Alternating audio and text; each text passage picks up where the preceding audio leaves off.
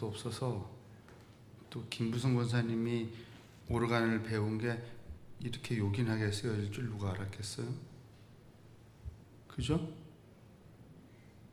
자기가 토요일마다 가서 수고하고 이렇게 배우는 일이 말이죠. 기도하겠습니다. 어정어정 이렇게 한 7개월 살았습니다. 그저 달력의 네모칸에 적힌 필요에 따라서 우리의 인생을 맞추다 보니 어느덧 벼이삭 조이삭이 길 건넌 저에게 묻는 것 같습니다. 나는 이렇게 하나님의 시간표를 따라서 봄에 할 일, 또 5월에 할 일, 6월에 할 일, 그리고 지금 할 일, 이삭을 내는 일 이렇게 하고 있는데 너도 하나님의 시간표를 따라 살았던 거니? 돌아서서 또 다른 길을 가는 동안에 이런 생각이 듭니다. 산천초목은 저토록 자기 완성을 향해 자기 삶을 사는데 인생이란 참 무심하게 흘려버리는 그런 생이 아닌가.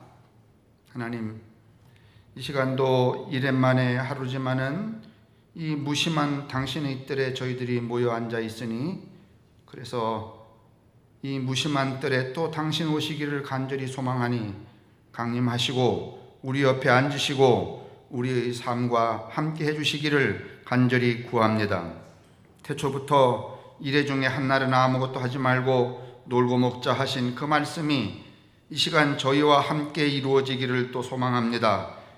아울러 드리는 간절한 기도 하나는 코로나 바이러스를 몸에 붙여서 한 주간을 격리 수련 중에 있는 교우들 곁에 하나님 함께 계셔서 부디 저들의 몸만 고치지 마시고 생각도 고치시고 삶의 방식도 고치시고 인생을 살아가는 삶의 가치관도 조금은 방향 전환을 해 주시기를 간절히 소망합니다.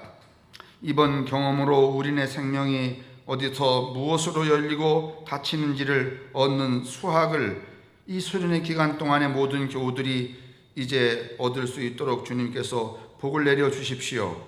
뜨거운 여름의 노고를 우리와 함께 쉬시면서 푸시기를 원하시는 당신의 아들 예수님의 이름으로 간절히 구합니다. 아멘. 지난주하고 똑같은 본문인데요. 오늘 제목이 지난주 설교는 반쪽짜리였죠. 이렇게 되어 있습니다. 여러분도 무슨 일을 하고 나면은 그 일에 대한 피드백, 이를테면은 집에서 밥을 하고 나서 밥을 먹는 사람들이 맛있어, 짜, 맛이 없어, 너무 싱거워, 잘하셨네, 이런 피드백을 받잖아요. 목사도 마찬가지인데 대체적으로 교우들은 제 설교 듣고 주중에 전화해서 그 설교 내용은 어떤 거예요? 이렇게 절대로 묻지 않으십니다. 왜냐하면 다 이미 숙지하시기 때문에 그렇죠. 그렇게 저는 믿어요. 그런데 지난주에 제가 전화 3통을 받았습니다. 오늘 아침에 이르기까지. 한 통은 제 선배 목사님인데 우리 이 예배 동영상을 이 양반도 늘 이게 보십니다. 그래서 이런저런 격려도 해주시는 분인데 그 양반이 갑자기 저녁에 전화하셔갖고 허 목사, 나도 전에 화장실에서 미끄러져갖고 기절을 해서 119에 실려갔던 적 있어. 그 조심해, 진짜로. 죽는 거 금세더라. 그래도 기껏 목사로 살았는데 화장실에서 죽으면 되겠어? 그런 얘기였습니다. 또 한 전화는 제 후배 목사였는데 이도 이제 자기 예배가 다 끝나고 주일 저녁이거나 아니면은 월요일쯤에 시간을 내서 늘 제 설교를 듣습니다. 해석에 대한 힌트를 얻던지 자기 필요에 의해서 이제 설교를 듣는데 그 후배 목사가 딱 이런 말을 합니다. 목사님, 오늘 설교는 반만 하셨죠? 지난주일 설교를 반만 했다고 생각하시는 우리 교우도 아마 없을 겁니다. 근데 이 목사님은 내게 반만 했다고 그렇게 말합니다. 그래서 제가 이 짝 전화 너머에서 그래 맞아. 그러면 반은 네가 해봐. 뭐 한참 후배니까 제가 그 말을 놓고 반은 네가 해보라고 그렇게 이야기를 했습니다. 그랬더니 자기는 그냥 짐작만 할 뿐 그 다른 해석은 하기가 어렵다고. 그래서 제가 다시 말하기를 이번 주에 반을 다시 할 거다 이렇게 이야기했습니다. 그게 두 번째 설교고 전하고 그 전하의 이 모티브가 이제 이 속에 오늘 이 설교 제목에 달려 있습니다. 지난주 설교는 반쪽짜리였다. 본래 제목 이렇게 안 달았는데 그 전화 받고서는 이렇게 제목을 바꿨습니다. 오늘 세 번째 전화는 오늘 아침에 제가 한 6km 정도 걷고선 들어와서 막 이렇게 계단에 앉아갖고선 신발을 털으려고 하는데 전화가 왔습니다. 어떤 그 사업하시는 분이 이 한 1, 2년 사이에 저하고 아주 친밀하게 지냅니다. 무슨 일이 있으면 회사의 일들도 잘 모르는 저한테 의논을 하시고 아마 그냥 목사이기 때문에 그냥 이렇게 의지가 되느냐 하고 그런 태도로 하시는 것 같습니다. 그런데 그 금년 봄 어느 순간부터 제가 절에도 나가고 절 다니고 이렇게 하는데 한 번도 종교에 적을 둬본 적은 없다. 그런데 적을 둔다면 성암교회에 두고 싶다. 지난주에 이제 제가 이야기하기를 자기는 그 매주일 교회 나오긴 어려우니까 1년에 한두 번 교회 나오겠다. 그 대신에 교인 등록을 해주고 자기가 교인이 되면 교인의 의무를 해야 되니까 헌금을 얼마씩 하면 좋겠냐 이렇게 물었습니다.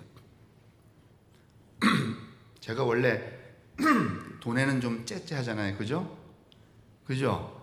그래서 매월 얼마씩 헌금을 하면 좋겠냐고 그렇게 묻길래 20만 원 많이 불렀죠? 여러분 생각에 그랬더니 자기가 생각한 거하고 다르대요. 그러면서 하신다는 얘기가 일단은 10만 원 더 넣어서 30만 원씩 하겠다. 그리고 자기의 그 상황에 따라서 이제 몰려갈 테니까 그런 줄 아시라고. 제가 지난주에는 장로님들한테도 그 얘기 했더니 황 장로님도 그러십니다. 더 많이 부르시지. 내가 장사꾼인가? 뭘 팔 게 있어야 더 많이 부르지. 그런데 이분이 오늘 아침에 이제 지난주부터 여러분에게도 7시 되면은 설교 요약이 나가죠. 이거 여러분 그냥 문자로 쓸데없이 하는 게 아니라 일종의 여러분을 위한 극진한 우리의 서비스입니다. 이거 하려면 여러분 일찍 설교 좀 원고해야 되고 그거 민 목사님이 제 의사에 맞게 요약을 해서 저한테 확인해야 되고 그리고 문자비 그거 내면서 여러분에게 보내는 겁니다. 혹시나 그거 안 보신다든가 쓸데가 없다든가 하는 분들은 민 목사님한테 미안해하지 마시고 나 그거 안 보니까 보내지 마세요 이렇게 하시면 좋습니다. 왜냐하면 낭비예요. 그리고 우리가 그렇게 그런 그 문자 같은 거 가는 동안에도 뭐가 발생하는가 하면 탄소가 발생합니다. 탄소가 발생 안 한다고요? 어떻든지 전송하고 그러려면 다 뭐를 써야 돼요? 전기를 써야 돼요, 여러분. 그때 탄소가 발생하는 거예요. 그러니까 탄소 줄이려면 여러분 이메일 보내고 말이지 이거 쓸데없는 쓰레기 같은 거 막 오는 거 그거 좀 안 해야 됩니다. 근데 만약에 여러분이 그거 읽지도 않으시는데 관심도 없는데 그거 받으시면은 우리 필요 없는 수고를 하는 거고 그다음에 그거 하는 동안에 돈 나가고 탄소 발생시키고 여러 가지로 손해니까 아주 조금도 내가 이거 얘기했다가 목사님한테 찍히면 어떡하나? 우리는 찍고 자식 하나도 안 합니다. 그냥 여러분이 자신을 정하는 거니까 그거 필요 없으신 분들은 민 목사님한테 나 그거 안 보니까 귀찮기도 하고 보내지 마요. 이렇게 하시면 좋습니다. 아시겠죠? 참입니다. 그런데 이제 이분도 지난주부터 등록을 했기 때문에 등록교인 명부에 있기 때문에 이 설교 요약본이 그분에게 갑니다. 아침 7시에 딱 이렇게 가는데 오늘 아침에 그걸 받고서는 여러 번 읽었는데 무슨 뜻인지를 모르겠다는 거예요. 이게 원문을 듣지 않고 그걸 요약본을 받으니까 그게 무슨 뜻인지 알 수가 없죠. 그래서 제가 지금 설교 2번째 하는 거예요, 오늘. 그분에게 오늘 이 이야기 다 이야기해드렸습니다. 그분이 어떤 마음으로 하시는 이야기인지는 모르지만은 그이가 지나가면서 그런 이야기를 합니다. 다른 사람에게도 그런 고백을 합니다. 내가 이 양반 홍 목사님하고 다니는데 마치 교회하고 다니는 것 같다고. 칭찬 같기도 하고 뭐 좀 야릇합니다. 나하고 다니면 교회와 함께 다니는 것 같아요.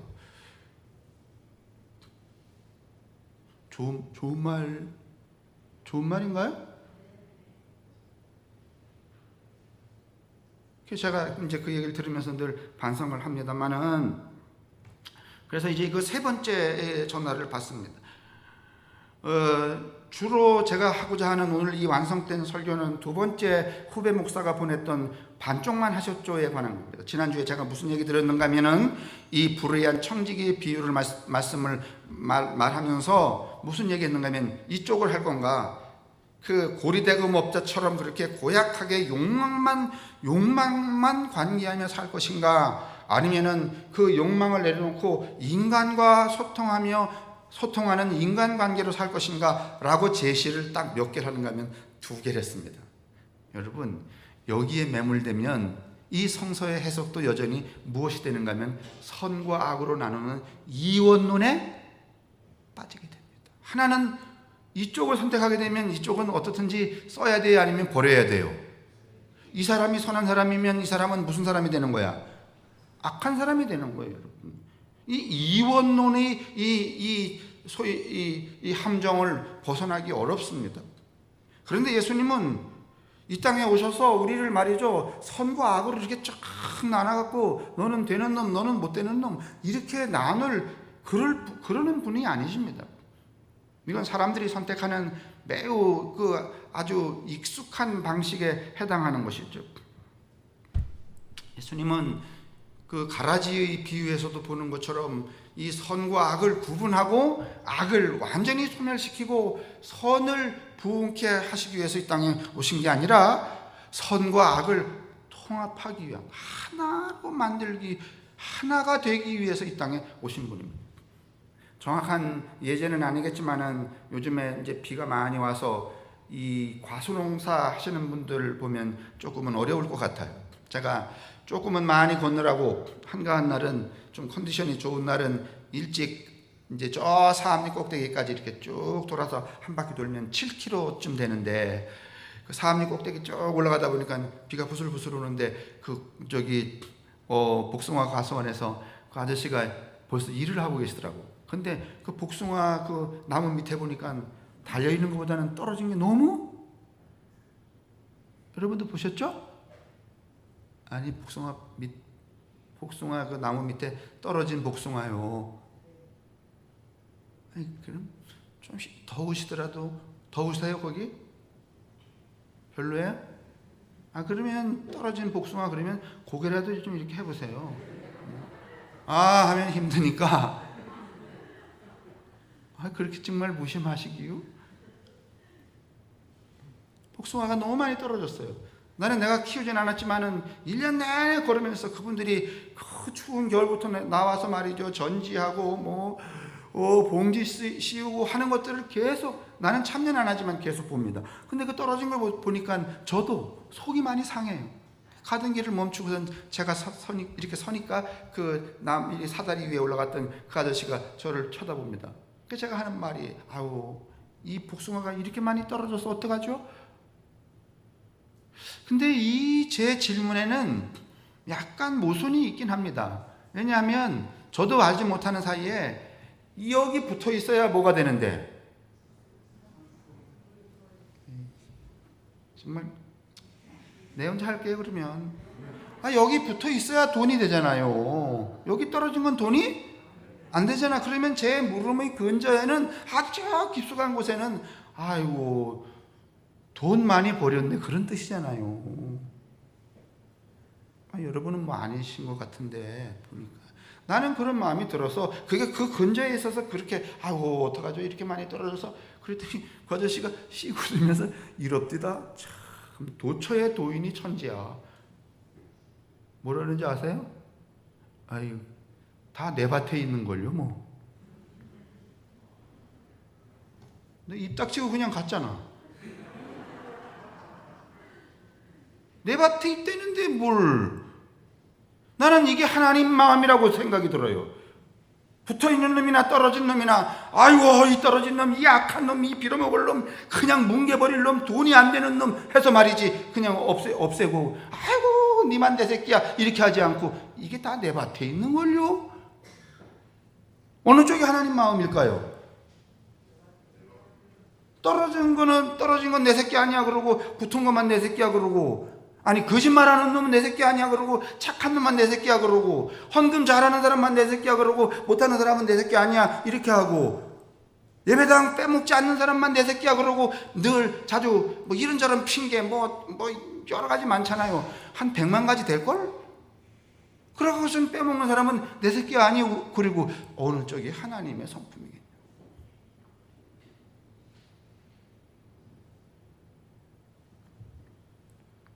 그러면 여러분 한번 생각해 보세요. 여러분, 내 자신이 착해요? 아니면 악해요? 너무 어렵게 생각하지 마세요. 내가 착해요? 아니면 악해요? 착할 때도 있지만은 또 어떻게 보면은 어느 날 갑자기 나도 모르게 내 안에서 악한 구석도 있어요, 없어요? 있죠? 없어요? 나는 그냥 대가리부터 발끝까지 그냥 착한 것으로만 쫙 갔다. 손 들어보세요. 이건 여러분 공동묘지에 있는 사람이지, 산 사람은 이런 경우가 없어요. 내 안에도 여러분 선과 악이 공존해요, 안 해요? 그거 어느 천년에 악을 여러분 제거해버리고 선한 사람이 완전히 선한 그 지경에 갈 수 있겠어요? 세상에 이런 철학이 없어요. 여러분, 내 안에 이 공존하고 있는 선과 악 중에 악을 제거하고 선함으로만 존재하는 단계가 있다, 이런 거 없어요. 여러분, 오죽하면 로마서에서 여러분 바울도 뭐라고 말하냐면, 내 안에서 뭐가 어떻게 한대요? 내 안에서 선한 것과 악한 것이 싸운대 안 싸운대요? 그랬잖아요. 여러분이 답을 좀 천천히 하시면 제가 이게 좀 빨라지고 문장이 시골스럽게 넘어가요.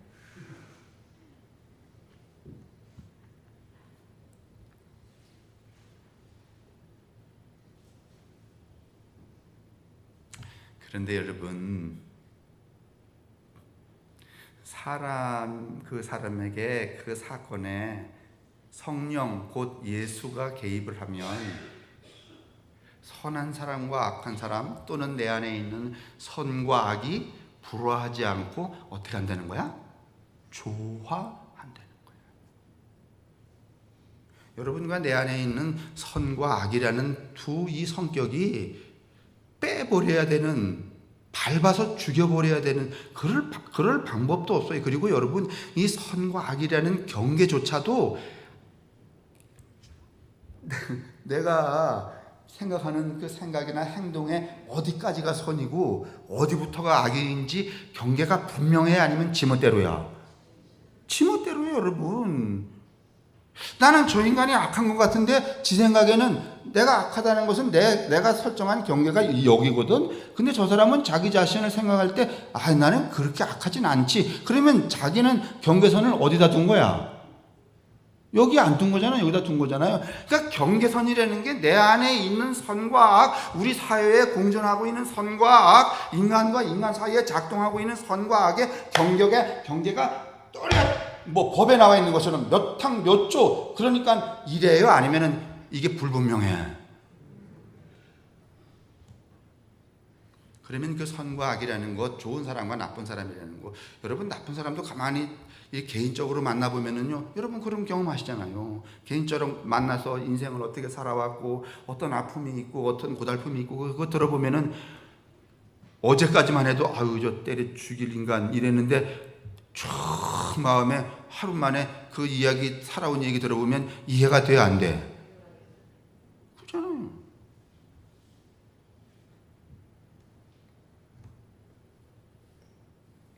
근데 보세요.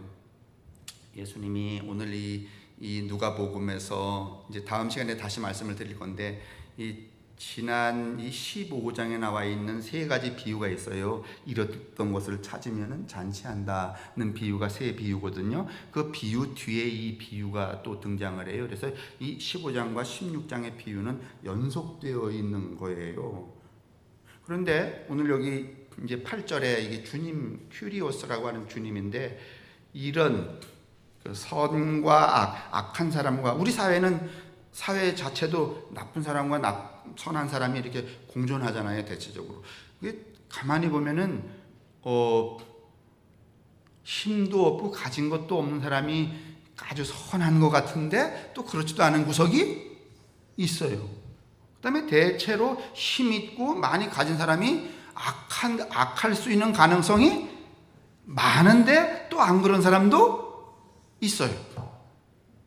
오늘 우리가 이게 보았던 이 불의한 청지기의 비유는 바로 그런 우리 삶의 사태와 같은 거예요. 그런데 여기 여러분, 예수님이 큐리오스 8절에 주님이 등장을 하셨어요. 주님이 개입을 하셨어요.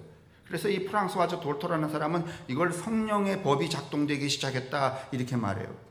이 세상의 법 안에 우리가 있으면은요, 계속해서 이분화되게 돼 있어요. 좋은 놈, 나쁜 놈, 좋은 거, 나쁜 거, 돈이 되는 거, 안 되는 거, 해야 될 것, 말아야 될 것. 근데 성령의 법은 여러분, 이 세상의 법에 이 저촉을 받던 그 모든 것들을 무력화시키고 전복을 시킨다는 거야. 그래서 예수를 믿는 사람들, 예수가 자기 삶에, 예수가 그 자기 존재 안으로 들어온 사람들은 무슨 법의 저촉을 받아야 되는가 하면 성령의 법의 저촉을 받아야 된다. 이제 프랑스와 저 돌토가 하는 이야기인데, 오늘 이제 이 경우를 가만히 보면 세 사람 있어요. 하나는 그 사채업자를 그럽시다. 요새 은행 금리가 많이 올라가요, 안 올라가요? 예? 미국의 0.7% 또 올렸습니다. 그러면 이제 오늘 신문 타이틀이 뭔가 하면, 아이고 한국은 어쩌나 이랬어요. 이게 지금 은행 금리가 계속 올라가니까 여러분, 대출 받아 갖고서는 집 샀던 젊은이들이 지금 대출금을 갚을 방법이 없어요.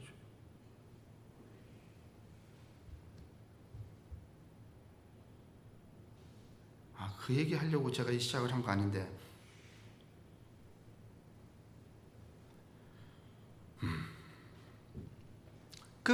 그런 어떤 생각났어요. 뭔가 하면은 이제 은행 금리가 많이 올라가니까 지금 은행에서는 별다른 일을 하지 않아도 금리가 올라가니까 그동안 꿔줬던 돈에서 받아들이는 이자 수입이 많아요, 안 많아요? 예? 많아요. 그래서 지난해 얼마나 많이 이 은행들이 돈을 벌었는지, 시중의 4개 은행에서 그 임원들에게 준 보너스가 1인당 1,000억씩 돌아간 사람도 있대.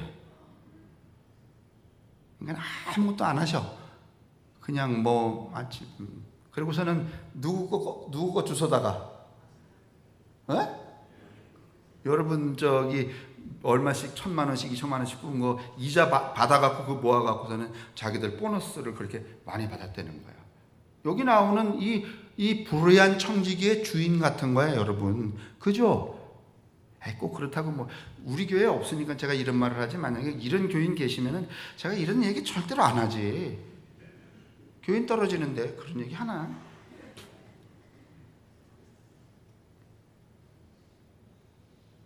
이제 이런 분에 해당하는 거예요.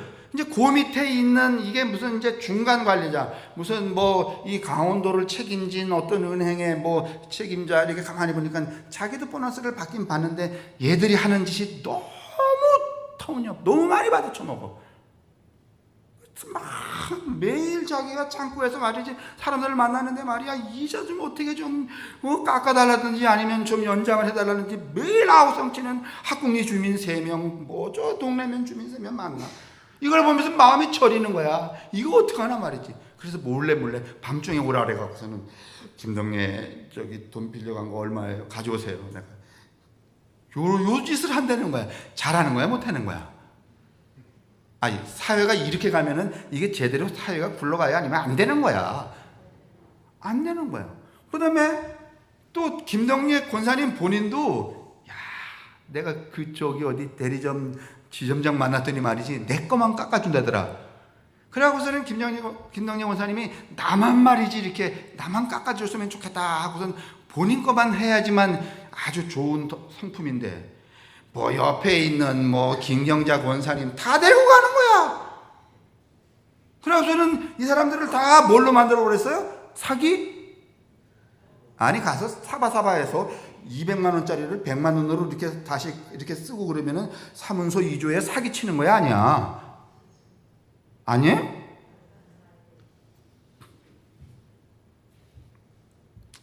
오늘 본문이 그렇잖아요. 따지고 보면. 근데 예수님이 오셔갖고 무슨 얘기를 했는가 하면 뭐 이 사람을 그 악덕 사채업자를 족쳤대. 아니면은 그 아무것도 모르고 그 사기에 동조한 여러분을 족쳤대. 이 사람을 족쳤대. 아니면 칭찬했대. 그러잖아요. 이게 본문이. 뭐? 예수님의 개입은 이 각각이 다른 경계에 있는 사람들의 경계를 어떻게 버렸어요? 허물어 버렸죠. 돈에 관한 문제가 아니고 인간이 서로가 서로를 어떻게 하도록 소통하도록. 여기 오면은 예수님이 여기 왔으면 이분법으로 잘했다 못했다 이렇게 금을 거서 말이지 한 놈은 왼쪽 한 놈은 오른쪽 이렇게 보냈어야 돼. 아니면 그렇게 안 하셨어.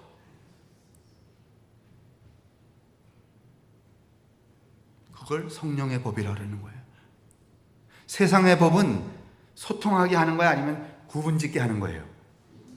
구분짓게 하는 거예요. 오죽하면 여러분이 예배당도 구분을 지어갖고서는 목사와 평신도를 이렇게 구분을 지어요 안 지어요? 우리야 별로 안 짓지 뭐.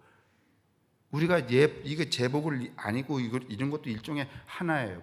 어떤 데 가면 딱 분명히 있고 말이지. 애초에 걸어 들어올 때부터 다르잖아. 그 다음에 식당 가서 밥 먹을 때도 함께 먹어야 아니면 따로 먹어. 숟갈 따르고 쟁반 따르고. 여러분은 알레피님으로 먹고 목사는 성직자이기 때문에 뭘로 먹고? 은수저 뭐 이런 걸로 먹고. 할렐루야.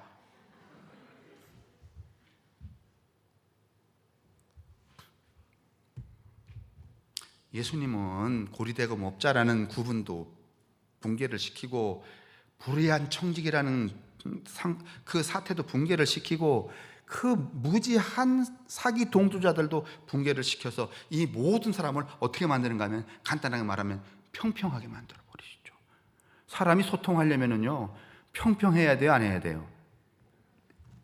예를 들면 형제들 5명 있어요. 5명 중에 2명은 엄청난 부자야. 3명은 엄청난 가난한 사람이야. 이 형제 5명이 화목할까요? 아니면 안 화목할까? 화목하지 않습니다. 형제 5명 행복하려면요 5놈이 살아가는 형편이 어떻게 해야 돼? 그래서 가난한 사람들이 아주 찰떡같이 모이는 거야. 부자는 한 번 모이기가 어려워. 어머니가 전화했어. 얘들아 이번 여름에 한번 모이자. 근데 벌써 아들 둘은 뭐 하나는 저 태평양 가 있고 하나는 피지 가서 골프 치고 있어. 어느 천년에 들어와. 그리고 하나들은 말이지 그 밤에 10시에 나와갖고선 그 쓰레기 청소하는 그 쓰레기 미화원으로 다니고 화목하질 않아요, 여러분. 왜? 계층화되어 있기 때문에 그래요. 소통이 안 돼요, 여러분. 소통하려면 어떻게 해야 되는가 하면 허물어야 돼. 그 허무는 일을 누가 하시는가 하면 예수님이 개입이 곧 성령이 하신다는 거야. 그 개입의 작동을 성령의 법이라 그런다는 거예요. 그 여러분과 저는 다 어느 법 안에 있는 사람들이에요. 교회 다니는 사람들은, 예수님을 모신 사람들은 어느 법으로 살 사람들이야? 그러죠. 성령의 법에 여러분 지배를 받는 사람들이에요. 근데 성령 우리 얘기하면은 뭐 나한테 필요할 때만 성령의 옷이 없어서 이렇게 하고 정작 지가 살아가는 자기 조율의 그 강제성을 갖지는 않아. 그러니까 성령을 또 살랑살랑 이용해 먹는 거지. 성령의 지배를 받는데 어떻게 그렇게 처신을 할 수 없죠. 그 얘기입니다. 바울도 다메섹에서 여러분, 그러면서 여러분 이 세 사람을 한 사람은 고리대금업자, 한 사람은 그 불의한 청지기, 한 사람은 가난하지만은 사기의 동조자, 이 세 사람을 벽을 허물어 버리면서 각각이 자기 주체를, 자기 존재를 주체화하는 거죠. 너는 너, 너는 너, 너는 너, 이렇게. 이게 주체화라는 말이 참 매우 중요한데, 그러니까 이 비유는 우리가 얽매여 살고 있는 세상의 가치 기준, 판단의 척도 그 자체를 내버리고 전혀 새로운 가치. 여러분, 하나님의 나라가 되려면 이렇게 돼야 될까요? 안 돼야 될까요? 하나님의 나라가 돼야 되려면 이 소위 말하면 주종의 관계 이런 것들이 허물어져야 안 허물어져야 돼. 제가 조선시대 때 내가 주인이었어요. 양반이었고 심장노님이 쌍놈이었어요. 둘 다 예수를 믿었어요. 네? 둘 다 예수를 믿는다는 것은 예수 성령의 법이 우리를 지배한다는 거죠. 그러면 쌍놈도 양반도 있는 거야, 없는 거야? 없는 거예요. 근데 천국에 갔는데 여전히 내가 주인이래 갖고 말이지, 심장노님 보고 이리 오너라 이러면 이게 천국이야, 지옥이야? 그 얘기, 이게 주체화 시킨다는 거야. 주체화. 있는 사람이나 없는 사람이나 여자나 남자나 어린아이나 무슨 창녀나 세리나 그 누구든지 예수가 하는 성령의 법은 주체화예요. 근데 세상은 그 주체적으로 인정을 해야, 아니면 너는 못 가진 사람, 너는 병든 사람, 너는 이렇게 구분을 지어. 구분을 짓죠. 이것을 붕괴시키는 일, 그게 오늘 이 비유가 우리에게 주는 거예요. 쉬운 일이 아니죠. 오늘 이 비유는 새로운 시대와 새로운 인간의 도래를 의미하고 있는 거죠. 새술은 새 부대에 담아야 한다고 하셨던 것처럼 예수님이 이루고자 하는 하나님의 세계, 하나님의 나라는 바로 이런 나라예요. 뭐예요? 고리대금업자도 없고, 그 다음에 불의한 청지기도 없고, 먹고 살기 위해서 돈 몇 푼 빌렸는데 이게 16배로 늘어나가서 말이지, 목숨까지 팔아야 되는, 땅 바치고 가족들 자식들 바치고 맨 마지막에 마누라 바치고 나도 살 길이 없어서 목매달아 죽어야 되는 그 형편으로 전락해버리는 이런 사회가 붕괴되어야 되는 거예요. 그래야만 새 나라가 되는 거예요. 사실은 어떻게 보면 다음 시간에 또 말씀드릴 거지만 성서에 나와 있는 비유는 다 그래요. 그래서 오병이어의 기적도 가만히 보면은요, 이 비유의 연장선상에 있는 것과 다르지 않아요. 광야에 나가면 똑같이 배고픈 사람들이거든요. 그러면 혼자만 먹어야 돼? 아니면 다 나눠 먹어야 돼요? 나눠 먹어야 돼. 그래야 5천 명이 살 수 있어요. 하나님의 나라는, 나도 그런 것 같아. 제가 천국에 안 가봤는데 이거 그냥 제 얘기예요. 또 여러분이 또 믿음이 아주 출중해서 또 그게 하나님의 나라라고 어디 가서 얘기하지 마요. 하나님의 나라는 이런 것 같아. 일단은 성경에 하나님 나라의 인구가 몇 명이라고? 나오잖아요. 신천지 이런 데서 많이 써먹는 거 14만 4천 명, 그죠? 그거 틀린 말이에요. 그러나 일단 하여간 우리가 예를 들어서 천국의 인구는 14만 4천 명이라 그래. 에? 그럼 우리도 갈 거 아니에요, 거기? 못 가요? 제가 보내드릴게요, 확신으로. 성함교에 나온 특권으로 내가 틀림없이 어떻게 해서든지 뒷구녕으로도 밀어 넣어 드릴게, 천국에. 근데 문제는 그게 아니야. 14만 4천 명이 살려면은 여러분, 쌀이 얼마며 닭이 얼마며 돼지고기가 얼마며 얼마나 많이 필요하겠어요, 그죠? 근데 14만 4천 명이 사는 하나님 나라에 나는 확신하는데 쌀 10가마니 밖에 안 줘. 그럼 그거 어떻게 해야 될 거예요? 1번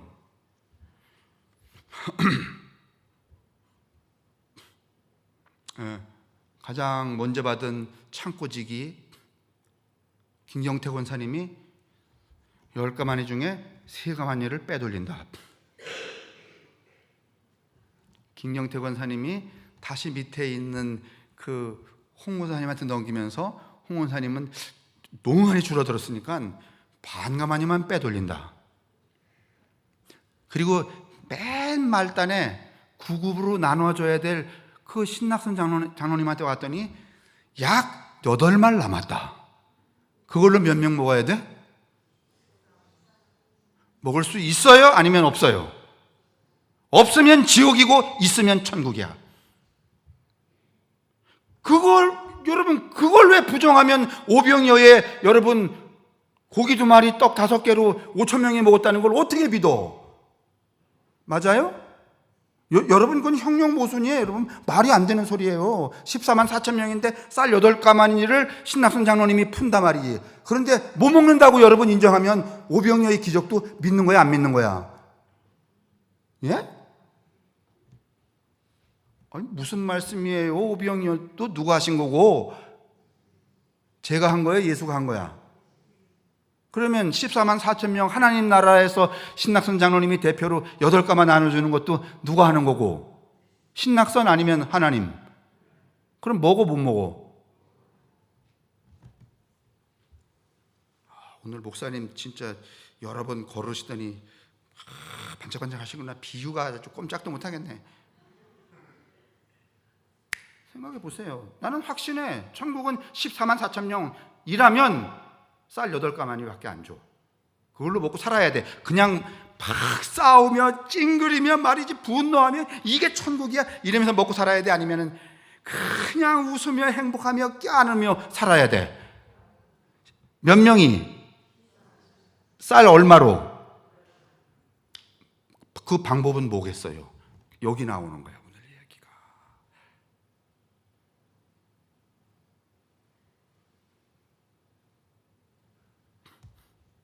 이해되시죠? 되시나요?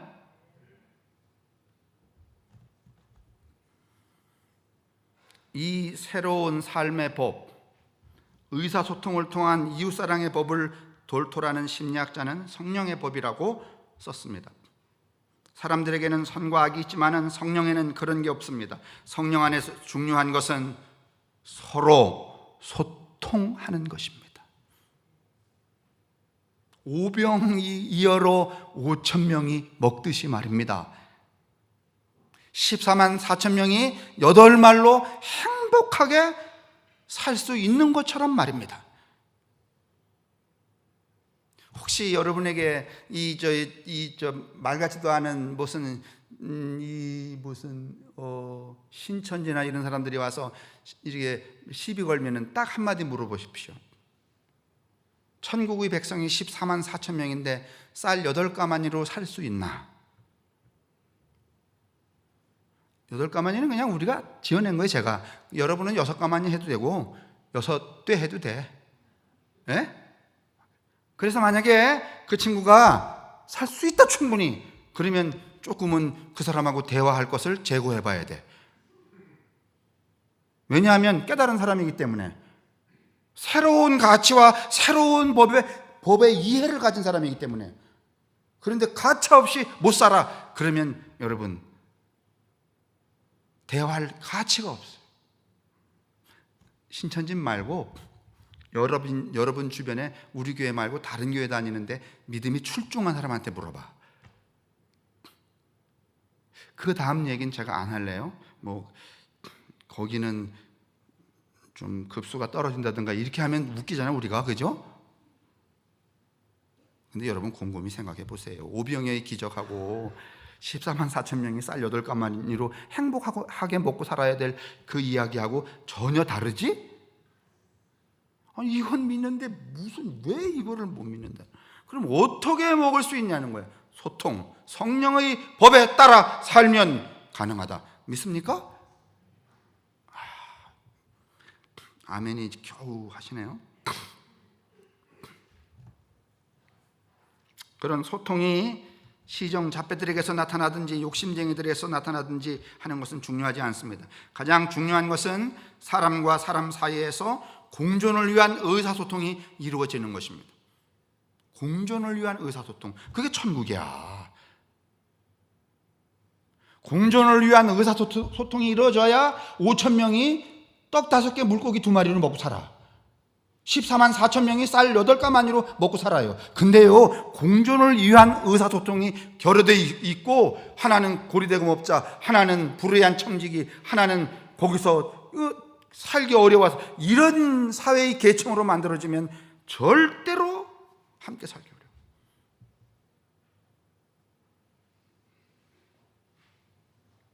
제가 다음 시간에 보여드리고 싶어서 제가 따놓은 동영상 하나 있는데,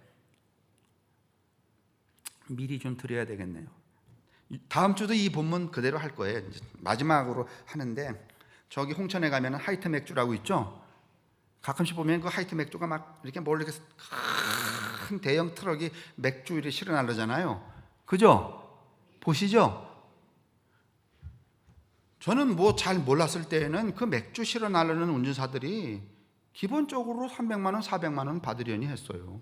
그거 싣고 뭐 저 목포도 가고 뭐 얼마나 많이 가요. 그런데 이분들 지금 30명이 저기서 데모했어요. 그러니까 다시 말하면 그 집단 항의를 했어요. 월급을 올려달라. 그런데 여러분, 그 홍천에서 하이트 맥주를 건너가는 다리가 하나 있어요. 우리 고속도로 가다 보면 다리 보여요? 근데 이 짝에서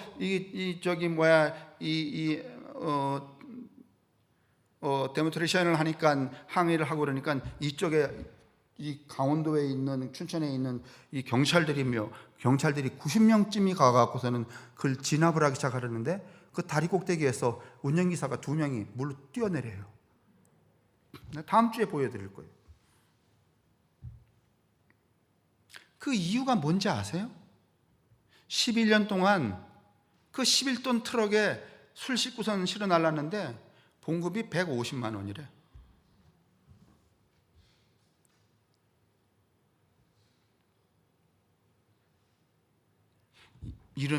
이렇게 되면 천국이 돼요, 안 돼요? 안 됩니다.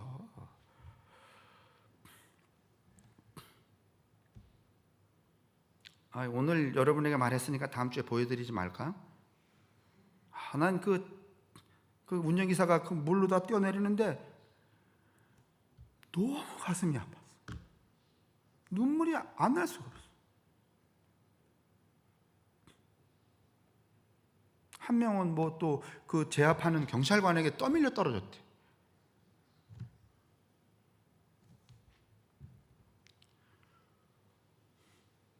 저는요, 오늘 우리가 보고 있는 이 비유가 이 시대에 가장 시급하게 소환되어야 된다고 봐요. 뭐 대우 그 조선소 사건도 마찬가지잖아요. 이분들도 여러분 2016년에 그 IMF 터지면서 이분들이 스스로 봉급을 30%씩 삭감했더군요. 10만 명 정도가. 제가 그 해파랑길 건너라고 포항제철 가봤더니, 포항제철도요, 여러분 노동자가 막 수만 명인데 하청이 원청, 하청이 5차까지 있더라고. 그러니까 이 밑에 있는 사람까지를 포함하면 하청 노동자가 15,000명이야. 그러니까 이게 계층별로 뜯어먹고 사는 거야. 그러니까 이 밑에 있는 분들은 거의 인간 대접을 못 받는 거야.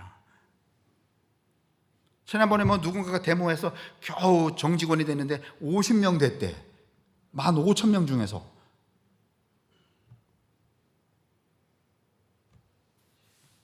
그런데 그 대우 그 해양조선 이렇게 감옥에 이렇게 철에 들어가 계셨던 분 있잖아요. 유초락인가 뭐 이름 잘 기억 안 나는데, 이분들이 2016년부터 지금까지 200만 원 받고 일한대. 그 10몇 층짜리 그 배 꼭대기 올라가서 그 용접하는데. 그래서 그분들의 요청이 이거야. 2016년에 자발적으로 내린 30% 그거 올려달라.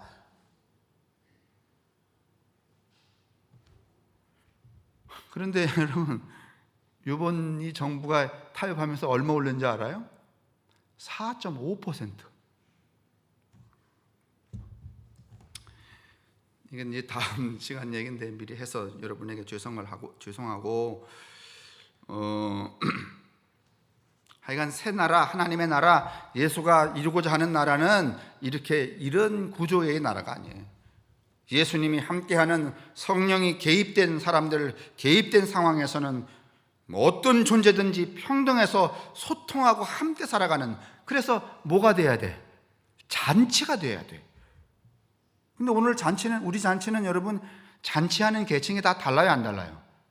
다 달라요.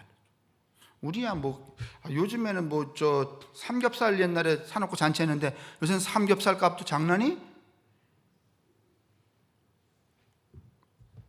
할 수 없어요. 이제는 이렇게 족대 들고 가서 피레미 잡아서, 요새 또 피레미도 많이 없잖아. 그러니까 달걀도 많이 넣고 수제비도 많이 떠놓고 된 고추장 풀어서 뭐 해먹는 수밖에, 매운탕 끓이는 철렵으로 잔치를 하는 수밖에 없어. 우리가 할 수 있는 대로 하면 되지.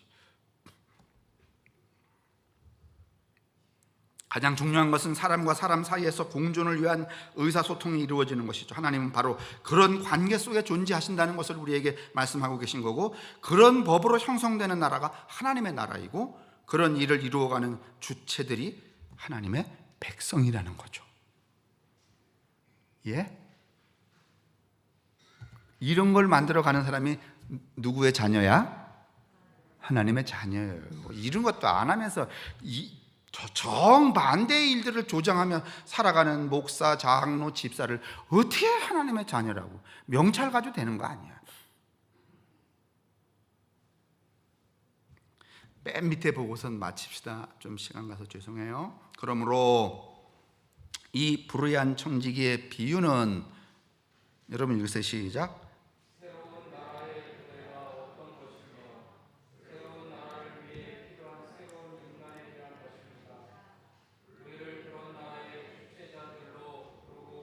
네, 네가 살아가는 삶에서, 너의 공동체 안에서 이런 것들을 조금씩 어떻게 가봐라? 이루어 가봐라. 이단은 뭔가 하면은요, 이런 불의한 세계가 우리 주변에 작동되고 있는데도 불구하고 저들끼리 모여서 우리만 천국 간다는 그런 사람들이 이단이에요. 그거 다음 시간에 말씀을 드릴게요. 그게 가장 명백한 이단의 판단 근거입니다. 나만 되면 된다. 다음 주일에는 코로나 수련회 하신 분들 다 돌아오시겠죠? 예? 오늘 방송 같이 예배하면서 이 핑계 저 핑계로 말이지, 코로나는 아닌데 코가 나와 이렇다든가. 하여간 괜찮아요. 푹 쉬셨다가 다음 주일에 다시 뵙시다. 여러분 한 주간 건강하시길 바랍니다. 예배 마치겠습니다. 성부와 성자와 성령의 인도하심과 복내리심이 이 땅에서 어떻게 해서든지 하나님의 나라를 경험하며 하나님의 나라 사람들로 살며 하나님 나라의 기쁨을 선취하기를 원하는 당신의 사랑하는 모든 성도들의 삶과 가정들, 그리고 저들이 인연 맺고 살아가는 이 세상의 모든 사람들에게 언제나 함께 하시기를 간절히 축원합니다. 아멘.